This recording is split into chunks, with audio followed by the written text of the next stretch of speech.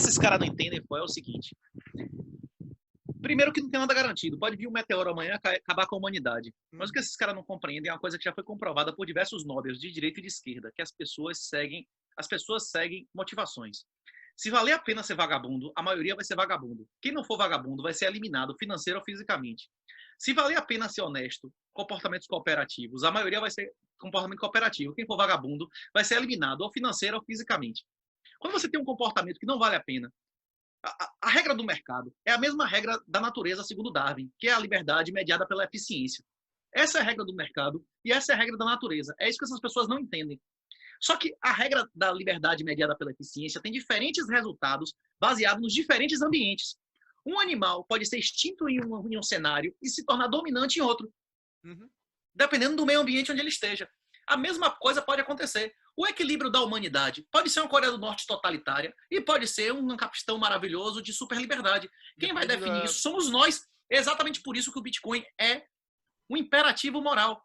Por exemplo, como a gente estava conversando. Armamento em geral é um imperativo moral. É isso. Inclusive, comprar ouro é uma excelente forma de sair do legacy. 1 grama de ouro custava R$ 11,94 quando começou o Plano Real. Certo? R$ 11. Quanto é o grama do ouro hoje? R$ 350. Sim. Que ação subiu 35 vezes sem pagar nenhum imposto, com liquidez total em sua casa, desses anos? Nenhum. Isso não existe. Isso não existe. Sim, no legacy assim, não existe. Aí o cara ganha em real e ele acha que está ganhando alguma coisa. O número de reais aumentou 48% esse ano. A pessoa que investiu em qualquer coisa nesse país que não teve um retorno líquido de 48%, descontado o risco, não é você teve 48% de retorno, não. É você teve 48% de retorno descontado o risco, porque você tem que ter o que você ganhou, mas o que você poderia ter perdido. Você perdeu dinheiro. E não existe nenhuma opção no sistema convencional que a gente chama de legacy. E o livro serve, inclusive, para fazer essa demonstração. Não é só esse ano, que esse ano realmente foi extraordinário. Todos os anos, desde que começou o juro negativo, desde 2007, 2008, não tem nenhum ano que a perda fixa, como eu chamo de renda fixa, ou a perda variável, como eu chamo de renda variável, não tem. Acabou. Quem continuar no legacy vai ser destruído. Exatamente. Quem continuar no legacy vai ser destruído, vai ser obliterado primeiro financeiramente e depois fisicamente, porque esse é o objetivo da engenharia social. A engenharia social não quer apenas te escravizar, ele quer prostituir os seus filhos, ele quer colocar na cabeça de seus filhos que aborto é maravilhoso, que você só deve ter filho da hora que você estiver realizado financeiramente, que a coisa mais importante para a mulher é ter um emprego, fazer um doutorado e juntar o primeiro milhão antes de engravidar, para que sua filha, sua neta não tenham filhos e você seja extinto. O objetivo dos caras é exatamente esse. Sim, diminuir Isso é uma coisa que eu tenho que pegar e sentar um dia com o Cogos e conversar, porque quando ele começou a falar um debate que ele teve comigo e tal sobre antinatalismo, ele falou merda sobre o Bictal. Falou merda. Mas teve pontos que ele acertou um atrás do outro sobre antinatalismo. Esse que é o problema que eu vejo da maioria das discussões hoje em dia, que o pessoal não conversa os pontos, eles conversam o que eles acham que é e a discussão se atravessa, sabe? A justiça negou a Bruno o DNA. A justiça negou ao goleiro Bruno o DNA. Tipo assim, não é só na França que o cara não tem direito de discutir se o cara é o filho dele. Aqui no Brasil isso já aconteceu. Tem lugares que é crime você fazer o DNA de seu filho sem autorização judicial. E tem outros que, mesmo com o DNA do Ricardão, você ainda tem que sustentar a criança. Sim. Como é que você vai casar com uma mulher em um ambiente que, se a mulher lhe cornear, você continua sendo obrigado a sustentar o filho do Ricardão? É inviável, legalmente inviável. A lei brasileira e a lei feminista em todo lugar do mundo, ela existe exatamente para inviabilizar instituições naturais, como a nobreza, como a honra e como a família, né? Sim. E instituições que elas não são impositivas ainda por cima. Elas são tipo, totalmente naturais. Nobreza que tu tá falando não é uma questão tipo, o nobre ter o feudo e mandar nos caras. Tá falando assim, nada, tipo, nada. É de honra. É de honra. As instituições de honra. Sim, que é por exemplo, até que a gente tá falando, uma questão familiar. Uma das coisas que eu digo, eu acho que eu comentei contigo.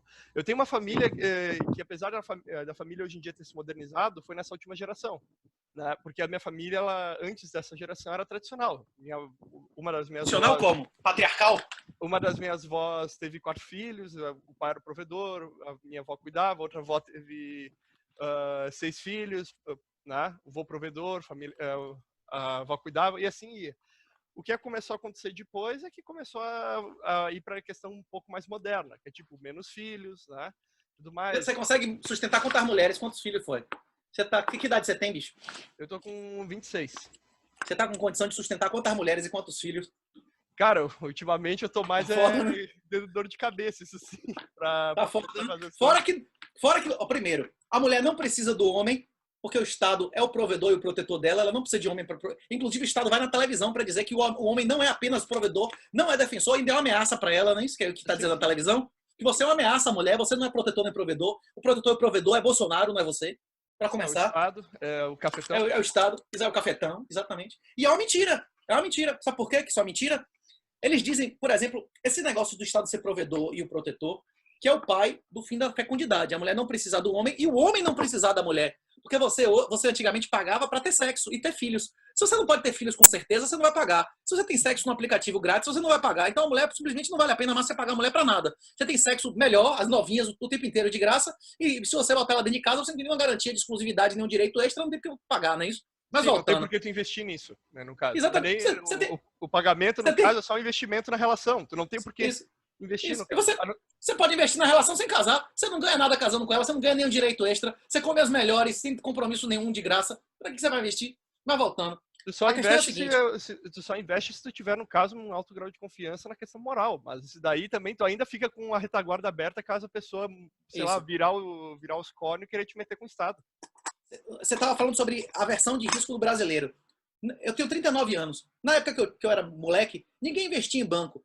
Tipo, embora tivesse juros positivos, existisse overnight e tudo mais, o principal investimento de quem morava na roça era gado. Tanto é que o Brasil tem mais gado do que gente. Só o Uruguai e a Suíça são assim no mundo.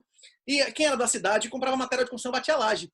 Porque construção sempre valorizou, porque durante 5 séculos a população do Brasil quintuplicou todo o século. Em 1800 tinham 3 milhões de pessoas no Brasil. Tem regiões da Europa que tem menos gente hoje do que em 1800. Então, a população quintuplicando, é lógico que o imóvel vai valer mais. O problema é que em menos de 15 anos a população brasileira vai começar a diminuir. Nós já entramos no ciclo da população brasileira envelhecer 3% ao ano. Então, nesse cenário de juro negativo e fecundidade decrescente, insuficiente, tem duas coisas que a maioria das pessoas não percebem. A primeira, previdência por redistribuição. Essa previdência baseada na solidariedade intergeracional não existe mais. Primeiro que daqui a 20 ou 30 anos vai ter 2 ou 3 velhos para cada um trabalhando. Acabou. Não tem como um cara sustentar 4. Segundo, com juro negativo, vai render quanto a sua capitalização, a sua previdência por capitalização? Vai render negativo. Tá? Você vai botar dinheiro todo mês lá, na Previ, na Petro, sei lá o quê, na Postales. Na hora que você vai tirar, vai ter menos em prata, menos em ouro, menos em galinha do que você botou. Então, as pessoas que acreditarem no Legacy, quem achar que vai aposentar no INSS, servidor público, juiz, quem achar que vai aposentar com previdência complementar, vai ser destruído financeiramente. Essas pessoas vão ser destruídas, a família delas vai ser destruída. A raça dela, não é eles vão morrer, não, eles vão acabar com sua raça. Isso é mais do que matar você. Eles vão impedir você de ter uma família estruturada e vão impedir de seus filhos de terem qualquer coisa e deixarem qualquer coisa para os seus netos, né? Sim, vão destruir todo... Tu fala legacy, no caso, pro sistema convencional. Sim, mas eles vão destruir teu legado. Querendo ou não, é isso que eles vão destruir. Que é o teu legacy também, né? Isso. É o teu legado. Não, eles vão destruir você financeiramente, culturalmente e fisicamente. O seu DNA vai deixar de existir.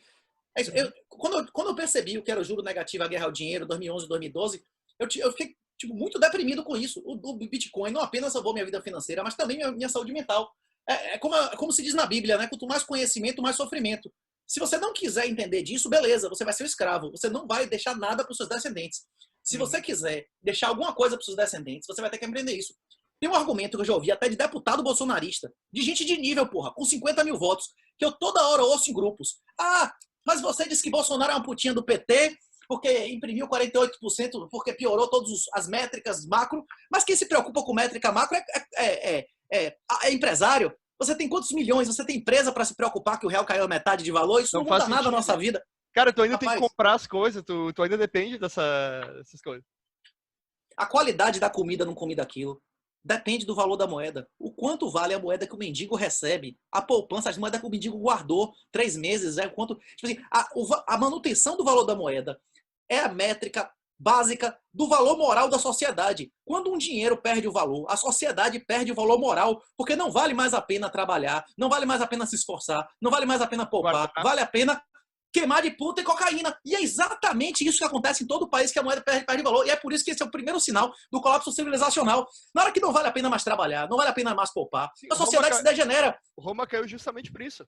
Isso. O pessoal fica, invasões bárbaras. Por que Roma feminismo, segurou? Feminismo provoca welfare, assistencialismo. Assistencialismo provoca déficit sistemático. O déficit sistemático normalmente é pago com a impressão da moeda. Aí a moeda não vale mais porra nenhuma. Os caras fazem o quê? Tabelamento de preços. Aí as pessoas abandonam as atividades. Teve um édito de preços em Roma em 311. Inclusive o imperador que fez isso foi o imperador que mais matou cristão na história da humanidade. Exterminou cristão, matou, arrancou língua e tal. Aí as pessoas começaram a abandonar as atividades reguladas. Aí veio um outro édito dizendo que você tinha que fazer o que seu pai fazia, senão você era morto. Se seu pai fosse padeiro, você tinha que ser padeiro. Sim,